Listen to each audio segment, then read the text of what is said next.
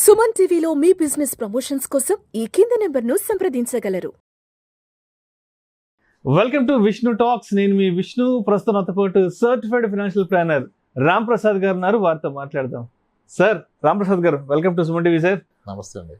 రామ్ ప్రసాద్ గారు, ఎన్ఆర్ఐలకి real estate కి ఎప్పటి నుంచో విడదీయరాని బంధం ఏర్పడిపోయింది. అవును.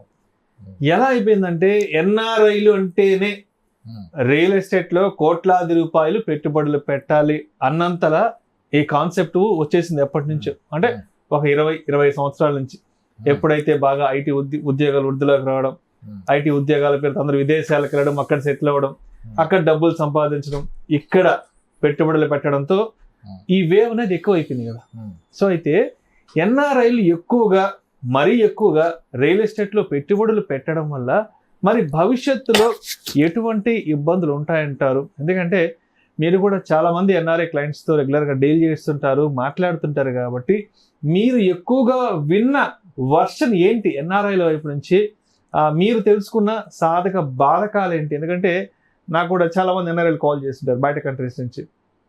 కాల్ చేసి విష్ణు రామ్ ప్రసాద్ గారితో మాట్లాడాలి, అంటే మేము కూడా కొన్ని ఇన్వెస్ట్మెంట్స్ ప్లాన్ చేస్తున్నాము యూఎస్ నుంచి, యూకే నుంచి, మరి ఆయన ద్వారా ఏదన్నా మాకు ఏదైనా సలహా ఇప్పించగలరు అని అందరూ అడుగుతుంటారు. కాబట్టి అంటే రామ్ ప్రసాద్ గారికి ఎన్ఆర్ఐలకి ఒక కనెక్టివిటీ ఏర్పడిపోయింది. కాబట్టి ఏంటి అసలు మీ పర్సెప్షన్ ఏంటి ఎన్ఆర్ఐలు రియల్ ఎస్టేట్లో పెట్టుబడి పెట్టడం మీద? సార్, మీరు అన్నట్టుగా ఎన్ఆర్ఐస్ది you name a country, I have dozen plus clients. US అయితే హాఫ్ సెంచరీ దాటి సెంచరీ వైపు వెళ్ళిపోతుంది. కెనడాలో కూడా ఆల్మోస్ట్ 25 రాశారు. యూఏఈ కంట్రీస్, యూరోప్ కంట్రీస్, అక్కడ సౌత్ ఆఫ్రికాలో ఐటీలో చేసే వాళ్ళు కూడా మన దగ్గర 10 మంది ఉన్నారు. నా ఫ్రెండ్సే చాలా మంది, నాతో చదువుకున్న వాళ్ళు, నా ప్రీవియస్ కంపెనీ కొలీగ్స్ ఆల్మోస్ట్ 10-15 మంది ఇండియాకి వస్తే మీతో మాట్లాడాలని చెప్పి చాలా మంది అడిగారు అంతకుముందు ఒకసారి. సో వీళ్ళంతా మనకి మంచి నాలెడ్జ్ ఇచ్చారు. అంటే మనం ఏం చెప్పినా ఇది కస్టమర్లు ఇచ్చిన నాలెడ్జ్, మనం నేర్చుకుంది కాదు, కస్టమర్లు మనకి నేర్పించింది. ఓకే, కస్టమర్లు మనకు నేర్పించింది. అయితే ఈ రియల్ ఎస్టేట్ అనేది చాలా ఎమోషనల్ అండ్ సెంటిమెంటల్ సార్. ఎందుకు అవుతుందంటే ఇప్పుడు ఈరోజు ఎన్ఆర్ఐ, కానీ ఒకప్పుడు ఈ ఎన్ఆర్ఐస్లో 90% ఫర్ ఫార్మింగ్ బ్యాక్గ్రౌండ్ నుంచి వచ్చిన వాళ్ళు, వ్యవసాయ కుటుంబాల నుంచి వచ్చిన వాళ్ళు. వ్యవసాయ కుటుంబం నుంచి వచ్చిన ప్రతి ఒక్కరికి ఈ పొలం మీద, స్థలం మీద ప్రేమ ఉంటుంది, అటాచ్మెంట్ ఉంటుంది. కాబట్టి ఎప్పుడు రూపాయి మిగిలినా తల్లిదండ్రులు అదే కోరుకుంటారు, ఆబ్వియస్గా వీళ్ళు ఇష్టపడతారు, అది చేస్తూ పోతున్నారు. కానీ దీని పర్యవసానాలు ఏంటి, భవిష్యత్తులో దీన్ని నేను ఎలా వాడుకుంటా? ఇప్పుడు నువ్వు ఏది కొన్నా భవిష్యత్తులో నువ్వు తినగలగాలి కదా, చూసుకోవడానికి కాదు కదా కొన్నది అన్న ఆలోచన రాకుండా కొంటున్నారు. అంటే ఆ ప్రాపర్టీని మనం అనుభవించగలగాలి, ఎలా వాడతాను నా భవిష్యత్తులో జీవితకాలంలో ఈ ప్రాపర్టీ ఎలా వాడతా అంటే ఒకటే సమాధానం, పెరుగుతుంది కదా సార్, పెరిగినప్పుడు అమ్మేస్తా. నిజంగా అమ్మగలుగుతావా? అమ్మితే నీకు వచ్చేది ఏంటి? ఓకే, దాన్ని ఎలా వాడతావు? ఇప్పుడు 95-96లో ఎవరైతే యుఎస్కి వెళ్ళారో ఎంఎస్కి, 95-96 ఐఎమ్ రిఫరింగ్, అప్పుడు యుఎస్ ఎంఎస్కి మాస్టర్స్కి వెళ్ళిన వాళ్ళు ఈవెన్ యుఎస్లో సింగిల్ స్క్రీన్ థియేటర్స్లో మూవీస్కి వెళ్ళారు. సింగిల్ స్క్రీన్ థియేటర్స్ యుఎస్లో సింగిల్ స్క్రీన్ థియేటర్స్ ఉన్నాయండి అప్పుడు. ఇప్పుడు మనకి ఒక 10 years బ్యాక్ అంతా మల్టీ స్క్రీన్స్ అయింది కదా, వాళ్ళకి అప్పుడే అయిపోయినాయి మల్టీ స్క్రీన్స్. వీళ్ళు అప్పుడు వెళ్ళి చాలా కష్టపడ్డారు.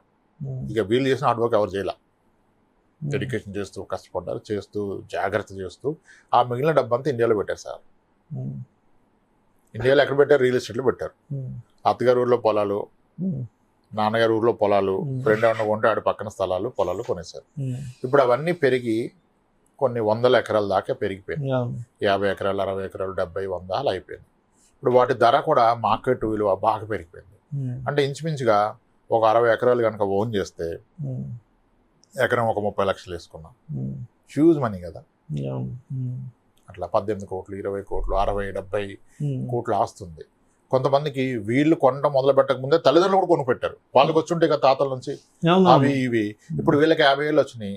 50 ఏళ్ళు వస్తే పేరెంట్స్ చాలా మంది కష్టం అయిపోద్ది, ఉండరు. మనకి 50 అంటే పేరెంట్స్ 75-80 కాబట్టి యావరేజ్ లైఫ్ ఎక్స్పెక్టెన్సీ 70, కాబట్టి 80 మ్యాక్స్ అనుకుంటాం మనం. సో చాలా మందికి పేరెంట్స్ ఉన్నంతకాలం పేరెంట్స్ చూసుకున్నారు ఈ ఆస్తుల్ని. ఇప్పుడు పేరెంట్స్ లేకపోతే ఎవరు చూసుకుంటారు? నీ స్థలాలు ఒక దగ్గర లేవు, 10 చోట్ల కొన్నావు నువ్వు. పేరెంట్స్ ఉన్నంతకాలం వాళ్ళు కాపాడారు, ఇంకా వాళ్ళకి అదే పని అయిపోయింది. ఇప్పుడు వాళ్ళు లేకపోతే నువ్వు వచ్చి చూసుకోవాలి కదా. ఈ పెరుగుతున్న క్రమంలో వాళ్ళ ఆస్తుల విలువలు చూసి కొంతమంది US లో సిటిజన్షిప్ తీసుకోవడం వదిలేశారు. వైఫ్ అండ్ హస్బెండ్ లో ఒక్కలే సిటిజన్, ఇంకో సిటిజన్ కాదు. ఏ ప్రాబ్లం వస్తుందో ఈ స్థలాలు ఎలా వాడుకోవాలని సిటిజన్షిప్ తీసుకోకుండా త్యాగం చేశారు. అంటే ఇప్పుడు అంటే ఇండియాలో ఉన్న పొలాలను ఎప్పటికప్పుడు మానిటర్ చేయడం కోసం మళ్ళీ రేపు ఏదైనా ఇబ్బంది వస్తే కుదరదు. అంటే ఇప్పుడు ఒక లీగల్ డిస్ప్యూట్ వస్తే నువ్వు నాన్ సిటిజన్ అయితే కష్టం అయిపోతుంది కదా సార్. అంతే, సిటిజన్ అయితే నీకు ఫేవర్ గా ఉంటది. అదేమి 1-2 రోజుల్లో తేలేదు కాదు, 1-2 రోజులు వచ్చిపోయే విషయం కూడా కాదు. వచ్చిపోవాలంటే కాదు, నువ్వు సిటిజన్ కాకపోతే నీకు లాస్ ఎలా ఉంటాయనే భయంతో వీళ్ళు సిటిజన్షిప్ తీసుకోకుండా ఉండిపోయారు. ఓకే, ఇప్పుడు ఏమైంది, వీళ్ళకి 50 వస్తే పిల్లలు మోస్ట్లీ అండర్ గ్రాడ్యుయేషన్ డిగ్రీలు అయిపోతున్నాయి, యూజీ అంటారు, అండర్ గ్రాడ్యుయేషన్లు అయిపోయినాయి. ఇంకా వాళ్ళు అక్కడ సిటిజన్ అయి ఉండి పుట్టి పెరిగి గ్రాడ్యుయేషన్ చేసినోడు వస్తాడా? వీళ్ళకే ఉంది ప్రేమ. ఇన్నాళ్ళు వాళ్ళు ఉండబట్టి వీళ్ళు రాలా. తర్వాత వద్దంటే తల్లిదండ్రులు లేరు. ఇక్కడ తల్లిదండ్రులు అక్కడ పిల్లలు రెండే. ఇప్పుడు తల్లిదండ్రులు లేకపోతే ఇంకా పిల్లలే కదా సర్వం. కానీ నీ ప్రాపర్టీస్ ఇక్కడ ఉన్నాయి, ఏం చేయాలి? ఇవి అమ్మితే వచ్చేది బ్లాక్ మనీ. ఇంకా దాంట్లో సందేహం ఏం లేదు కదా, అందరికీ తెలిసిందే కదా. ఇంక దీనికి ఈ బ్లాక్ మనీ తీసుకెళ్ళగలుగుతారా? రీపేడ్ అవుతుందా? పిల్లలకి పంచగలుగుతావా? రేపు పొరపాటు నీకేమన్నా నీ పిల్లలు వస్తారు ఇక్కడికి, వచ్చి ఆ పొలాలు చూసుకుంటారా? సమస్య లేదు అసలు, చూసుకోరు. ఇంత మల్టిపుల్ కొన్న వాళ్ళు మోస్ట్లీ ఒక 10% to 20% of the properties legal డిస్ప్యూట్స్కి వెళ్ళిపోయినాయి. నన్ను గట్టిగా అడిగితే ఈరోజు హాస్పిటల్ అయ్యే ఓపెన్ హార్ట్ సర్జరీలో 10లో 2 because of legal disputes in the real estate కదా. కాబట్టి వీళ్ళు వచ్చి అనుభవించాలి దాన్ని. కానీ అంత ఎలా ఒక మనిషి అనుభవిస్తాడు? నీకున్న టైం ఎంత అనుభవించడానికి? అన్ని కోట్లు అనుభవించలేవు కదా. వాళ్ళంతా వచ్చి ఇక్కడ కొన్ని వ్యాపారాలు ఎడతారు, మూవీస్లోకి వెళ్తారు, ప్రొడ్యూసర్లుగా, డైరెక్టర్స్గా, పొలిటీషియన్స్లోకి వస్తారు. మరి ఏం చేస్తారు? ఆ మనీ ఖర్చు పెట్టే మార్గాలు ఎక్కడున్నాయి? పూర్తిగా చార్జ్ చేసే మనసు ఉండదు, ఎవరు చేయలేరులేండి, అది ఫ్యాక్ట్ కదా. సో కాబట్టి వాళ్ళకి నచ్చని వ్యాపారంలో దిగుతున్నారు. చాలా మంది అలా కొన్నోళ్ళు స్టాగర్డ్గా ఉన్న పొలాలన్నీ కలిపి ఒక పొలం హైదరాబాద్ దగ్గరలో కొని ఈరోజు మీకు goat farming, sheep farming, dairy farm ఇవన్నీ పెట్టారు. ఎందుకు? మీరు అక్కడ అమ్మితే వచ్చింది బ్లాక్ మనీ. ఆ బ్లాక్ మనీతో కొనగలిగింది ఏంటి? మళ్ళా ల్యాండే. ఆ ల్యాండ్ ఎలా యూటిలైజ్ చేసుకోవాలి అంటే ఏదో ఒక ఫార్మింగ్ కి వాడుతున్నారు. Nothing wrong in it. కానీ ఇది అవుట్ ఆఫ్ వాళ్ళ చాయిస్ తో చేయట్లా, కంపల్షన్ అయిపోయింది కదా. 10 జిల్లాల్లో ఉన్న పొలాలు కాపాడలేక దాన్ని ఒక జిల్లాలో కేంద్రీకరించి ఇంకా నువ్వు అక్కడ ఉండాల్సి వస్తుంది. అలా చేసినవి ఇవన్నీ. మనం అడిగితే చెప్తారు మనకి, లేదు మేము ఇండియా వచ్చాక క్వాలిటీ మిల్క్ దొరక్క మంచి మిల్క్ కావాలని మేము 2 యానిమల్స్ కొనుక్కున్నాం, తర్వాత అందరికి ఇద్దామని పెంచాం, వాటిని 100 చేసాం, 200 చేసాం, క్వాలిటీ కూరగాయలు ఇద్దాం అనుకున్నా, ఫ్రూట్స్ ఇద్దాం అనుకున్నా. ఇవన్నీ స్టోరీ. రియాలిటీ ఏంటి? దీన్ని తీసుకెళ్ళాక ఆప్షన్ లేక చేస్తున్నారు. ఎందుకంటే ఈ ఫార్మింగ్లు, మీ డైరీ ఫార్మ్ కానీ, పౌల్ట్రీ కానీ, గోట్ ఫార్మ్ కానీ, ఈ వెజిటేబుల్ కల్టివేషన్ కానీ అంత ఈజీగా ప్రాఫిట్ ఇచ్చే బిజినెస్లు కాదు. 2-3 ఏళ్ళు అవి వేధిస్తాయి, మొత్తం లాస్ వస్తాయి. ఆ లాసులు బేర్ చేసే కెపాసిటీ సామాన్యులకు ఉండదు. వీళ్ళు ఏంటంటే పొలాలు అమ్మితే వచ్చినాయి 100 కోట్లు, 50 కోట్లు కొన్నారు, ఇంక 20 కోట్లు పడింది కదా, లాస్ పెద్ద ప్రాబ్లం కాదు. కాబట్టి వాళ్ళు సక్సెస్ఫుల్ అవుతారు. అవుట్ ఆఫ్ కంపల్షన్ వెళ్ళాల్సి వస్తుంది. అంటే నిజానికి రియల్ ఎస్టేట్ అనేది ఎటువంటిదంటే ఎవరు ఏమనుకున్నా పర్లేదు చెప్పేద్దాం. ఒక సర్జరీ చేసే కత్తితో మర్డర్ చేయొచ్చు కదా, సర్జరీ నైఫ్ తో. కానీ మర్డర్ చేసే నైఫ్ తో సర్జరీ చేయగలుగుతారా? చేయలేరు కదా. అదే రియల్ ఎస్టేట్. ఇది ఎవరికి అర్థం అవట్లా. ఎమోషన్స్ మీద కొనేస్తున్నాం కదా. దొరికితే గజాలు, దొరకపోతే ఇది, మీ తాతలు ఇది అంత బాగుంటాయి సార్. నువ్వు కొన్నది ఎలా వాడతావు, దానికి సమాధానం ఉందా? నేను ఒకటే మాట అంట, ఇంత టెన్షన్ పడుతున్నారే, ఒకటే ఫ్లాట్ ఉంది సార్, ఇవన్నీ ప్లాట్లు సార్, పొలాలు సార్ అంటే, రేపు ఉదయం మీరు లేవకపోతే అంటే పోతే మీ భార్య పిల్లలు మీ అసెట్స్ మేనేజ్ చేస్తారా? దానికి సమాధానం ఉందా? ఉంటే దట్ ఈస్ రైట్. అంటే కష్టం సార్, వాళ్ళ వల్ల అవసరం. అసలు నీ వల్ల వద్దా? అంటే టైం పడుతుంది సార్. అసలు ఈయన వల్ల కాదు, దాన్ని ఒప్పుకోలేక టైం పడుతుంది అన్నాడు. చేసిన తప్పులను కప్పించుకోవడం. అలా అని చెప్పి నేను రియల్ ఎస్టేట్ లో పెట్టుబడి పెట్టద్దు అని చెప్పట్లా. రియల్ ఎస్టేట్ పెట్టుబడి పెడితే కనీసం ఏదో ఒక రూల్ పెట్టుకోండి. మీ గ్లోబల్ గా ఉన్న నికర ఆస్తుల్లో ఒక 50% మించి రియల్ ఎస్టేట్ పెట్టద్దు. మీ నికర ఆస్తి ఒక 20 కోట్లు ఉంటే మాక్సిమం 10 కోట్లు, అది కూడా 30% చాలు. 20 ఉంటే 5-6 కోట్లు ఉంటే సగం. కానీ 20 కోట్లు ఉన్నప్పుడు 10 కోట్లు రియల్ ఎస్టేట్ లో పెడితే అలా నీ తదనంతరం ఎవరు చూస్తారు? అసలు దాన్ని ఎలా వాడతావు? చాలా మంది స్థలాలు కొన్నారు. ఎందుకు కొన్నారు సార్ స్థలం అంటే? ఎన్ఆర్ఐస్ ఇండియన్స్ అయినా స్థలం కొన్నారు. ఏం చేస్తారు సార్ ఈ ప్లాట్ అంటే అంటాడు ఒక ఆయన, మా పిల్లలు చదువుకు సార్ అంటాడు. చదువుకు ఎలా వాడతావు సార్, అది అంతా వచ్చేది బ్లాక్ మనీ కదా. అంటే సార్ అంటే ఏంటి బాబు నువ్వు ఎలా కొన్నావు? సార్ నేను ఒక 20 క్యాష్ ఇచ్చాను సార్, 12 అకౌంట్ ట్రాన్స్ఫర్ కొట్టాను సార్, 32 కొన్నాం సార్, ₹1,00,000 అయితే మా పాప చదువుకు సార్ అంటాడు. ఆ కోటి అయినా నీ పాపానికి వడ్డీతో కలిపి వస్తుంది కదా, 70 లక్షలు బ్లాక్ ఎలా వాడతావు సార్? అంత వస్తుందా? మరి అది పెరుగుతుంది కదా, పెరగడం నిజమైనప్పుడు నీకు బ్లాక్ రావడం ఉంటుంది కదా, అది ఎలా వాడతావు అంటే అది ఆలోచించలేదు సార్ నేను అంటాడు. నువ్వు 40% 30% ట్యాక్స్ పే చేసి దాన్ని ఎందుకు బ్లాక్గా కన్వర్ట్ చేస్తున్నావు? ఎందుకు కన్వర్ట్ చేస్తున్నావు? అలా అనుకోలేదు సార్. మరి ఎవరు అనుకోవాలా? అమ్మడులు చెప్తారా నీకు ఇలా అనుకో అని చెప్తారా?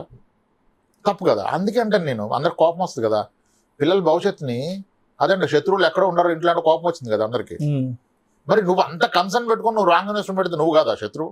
వాళ్ళ భవిష్యత్తుని పాడు చేసి నువ్వు కాదా? పేరుకేమో కోట్లు ఆస్తా, నీకు అవసరానికి లేదా 10 లక్షలు. ఇదే అంటాను, సముద్రం మధ్యలో ఉన్నవాడికి చుట్టూరు నీళ్ళ కొద ఉండదు, వాడికి లేనిదేంటి? తాగడానికి నీళ్ళు ఉండవు. అదే రియల్ ఎస్టేట్. నీకు కోట్ల ఆస్తి చెప్తున్నావు, అవసరం ఉంటే 20-30 లక్షలు దిగలవా? మరి ఇంకెలా అసెట్ అవుతుంది? ఈ ఎమోషన్తో రియల్ ఎస్టేట్ తీసుకొని ఎక్కువ మంది ఆస్తులు కూడబెట్టక స్ట్రగుల్ అవట్లా. కూడబెట్టిన ఆస్తులని రియల్ ఎస్టేట్లో కూడబెట్టడం వల్ల ఈరోజు స్ట్రగుల్ అవుతున్నారు. మీకున్న ప్రాబ్లం మీ పిల్లలకు ఉండదు, మీకున్న capacity and managing capacity social skills వాళ్ళకు ఉండవు. మరి ఎవరు చేస్తారు నీ ఆప్షన్స్ లో? నువ్వు ఏమనుకుంటున్నావు? ఓన్లీ భ్రమేనా? ఊహించుకుంటున్నావు నువ్వు పెరుగుద్దని. అసలు ఒక ట్యాక్స్ పేరు కొనదు సార్. మళ్ళీ మీకు క్లారిటీ ఇస్తే ఇక్కడ ఇంతకుముందు చెప్పట్టున్నా మళ్ళీ ఇప్పుడు ఒక వ్యక్తిని మర్డర్ చేయమని ఒకరిని పురమాయించాడు sir. Deal is for 2 crores. ఆడు వెరీ ప్రొఫెషనల్, ఫినిష్ చేశాడు, project done, clear cut report submit చేశాడు. ఇప్పుడు వీడు అడిగే యాజ్ పర్ అగ్రిమెంట్ 2 crores ఇవ్వాలి కదా. అక్కడ మాట చాలా క్లియర్ గా ఉంటుంది క్రైమ్ లో, కరప్షన్ లో. సో వీడు 2 కోట్లు ఇవ్వాలి. వీడు అకౌంట్ ట్రాన్స్ఫర్ చేస్తాడా, చేతికి ఇస్తాడా? చేతికి ఇస్తాడు. మరి 2 కోట్లు తీసుకున్నాడు స్టేట్ బ్యాంక్ వెళ్ళి డిపాజిట్ చేస్తాడా? చేయలేదు. ఇంట్లో డిస్ప్లే చేస్తాడా? మరి ఎక్కడ పడతాడు 2 కోట్లు? ఏదో చిన్న ప్రాపర్టీస్ కొనుక్కోవడం, పెద్ద ప్రాపర్టీ కొంటాడు, తక్కువ రేటుకి రిజిస్ట్రేషన్ అయ్యే ఎక్కువ ప్రాపర్టీ కొంటాడు, ఎక్కువ రేటు ఉన్న ప్రాపర్టీ. ఆ కొన్నాక ఈయన ఎకరం పొలం కొంటాడు 80 లక్షలకి, 3 లక్షలకి పేపర్ రిజిస్టర్ అయ్యి మన ఎస్ఆర్ఓ సైన్ చేస్తాడు. అంటే గవర్నమెంట్ ఈజ్ విట్నెస్, ఇంక క్రైమ్ చేయాలి, 3 లక్షలు కొన్నాడని గవర్నమెంట్ చెప్తుంది. గవర్నమెంటే ప్రూవ్ చేస్తుంది నువ్వు 3 లక్షలు కొన్న పొలం ఉంటుంది. యాక్చువల్లీ చేసి 80 lakhs. ఈ ప్రాక్టీస్ ఎవరికి అవసరం? Corruption, crime, politics, bribe, settlement ఉన్న వాళ్ళకి ఇదే అవసరం. ఒక పొలిటీషియన్ ఎలక్షన్ లో విన్ అవ్వాలంటే క్యాష్ కావాలి కదా సార్. గూగుల్ పే చేస్తే ఎవడు కుదరదు కదా. మరి ఆ క్యాష్ ని ఎక్కడ ఫార్మ్ చేయాలా? ఈ land is a black money farming sir కదా. ఇది మనకు కాదు, వాళ్ళకి రైట్. ఇప్పుడు అంటే అందరూ కరప్షన్ కాదు, ఇప్పుడు ట్యాక్స్ ఎగ్గొట్టందని కూడా అక్కడే పెట్టాలా. ఇప్పుడు కొన్ని ప్రాక్టీస్ ఉంటాయి, లైక్ డాక్టర్స్ మొత్తం క్యాషే వస్తుంది. అసలు మనసు ఎవడు సార్ 30% ట్యాక్స్ కడతాడు? నీకు అవకాశం ఇప్పుడు కట్టవు కదా. ట్రూగా సార్.